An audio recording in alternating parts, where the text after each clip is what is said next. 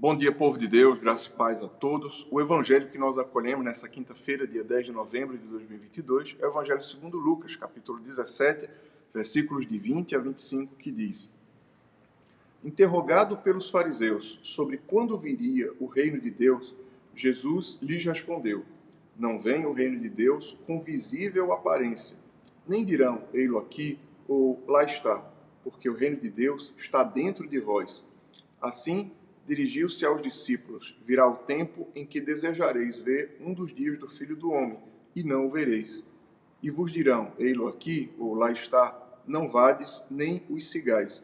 Porque assim como o relâmpago, fuzilando, brilha de uma a outra extremidade do céu, assim será no seu dia o Filho do Homem.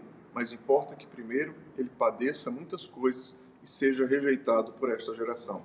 O Evangelho do Senhor. Louvado seja o Cristo, que as palavras do Santo Evangelho perdoem nossos pecados e nos conduzam à vida eterna. Nosso Senhor, no Evangelho de hoje, foi interrogado: quando virá o reino de Deus? E então ele, com muita sabedoria, responde: o reino de Deus não pode ser visto pela bandeira fincada no ponto mais alto de uma terra. O reino de Deus, ele acontece dentro da alma dos homens.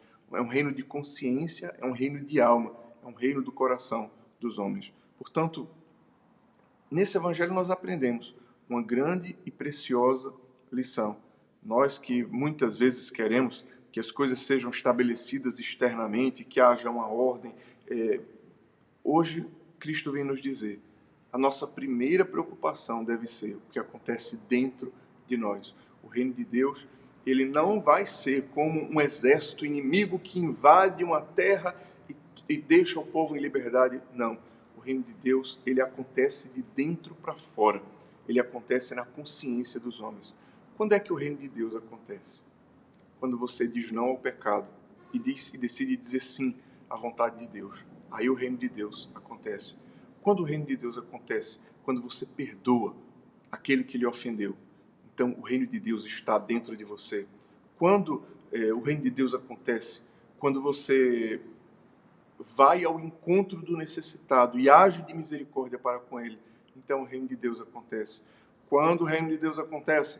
Quando nós verdadeiramente nos arrependemos dos nossos pecados e humildemente pedimos a Deus que nos perdoe e que nos dê sua graça.